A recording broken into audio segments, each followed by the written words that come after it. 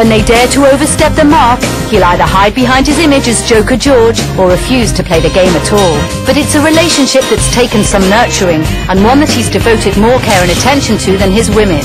And there have been more than a few public fallouts that have captured the headlines and shown that George Clooney is a man with morals. He is pursued by the paparazzi, and he tries to get his own back. He doesn't meekly accept these attentions as the inevitable lot of being a Hollywood star. George Clooney famously had an issue with Gawker stalker.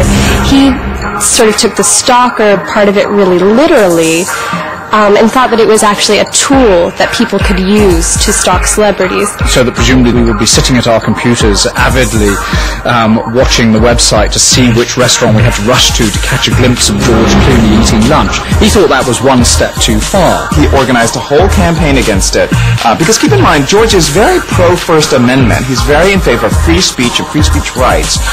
So he said, you know, they have the right to do that, but we're going to mess them up by having all my friends and all my friends' friends, you know, email in false sightings. That way, the whole site will be useless.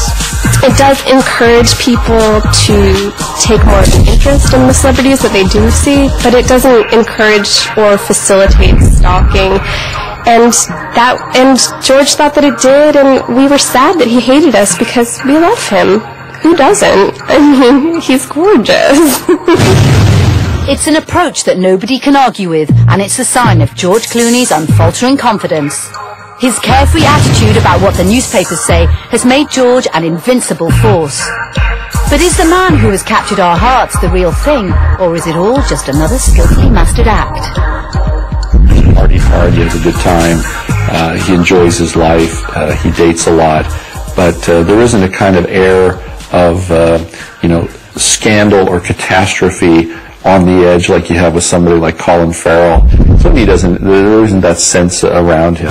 Coming up, George gets his first big break. George got a phone call, and it was a producer at the R. He turned to his friend and said, "My career's just been made."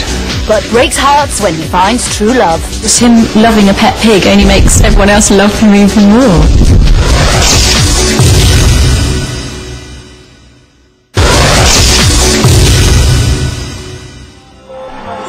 He's dominated the celebrity news so much that it's difficult to remember life before George Clooney. But at 46, he's no spring chicken, and it took some time for him to explode onto our screens. George Clooney became an overnight success when he was 33.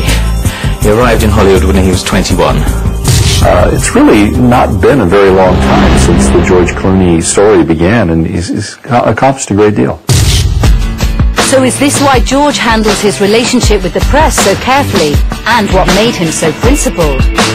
As a young boy living in Ohio, George was brought up in a family with showbiz connections, where loitering in studios and appearing on screen from the age of 5 seemed natural. His father is a chat show host, he's a newsreader, he's a radio broadcaster. His aunt is Rosario Arijon, famous 50s superstar. She was the Madonna of her day. And he was raised with TV cameras and radio mics all around his bedroom, his house. He was stopped in the street saying, "Are you Nick Clooney's son? Are you Rosemary Clooney's nephew?" And of course, yes, he was. With his father, Nick Clooney, a well-respected broadcaster, George was brought up with a firm belief in free press and to respect the First Amendment. But it was when a movie set came to town involving his extended family that George really saw acting as his future. And when a film crew came to Kentucky, where George was living at the time, and filmed a film about horse racing called And They're Off, and George saw how it worked, one of his uncles was in it, one of his cousins was in it, he thought, this is for me, I want to be in film. And so he packed up his bag, jumped in his old dodgy car, which he called the danger car, and drove to LA. Arrived on the doorstep, rang the bell and said, "Hello, Aunt Rosemary, I've come to stay." But Hollywood was a cutthroat town full of wannabes like George, and he soon realized that it would be a long time before he got his big break.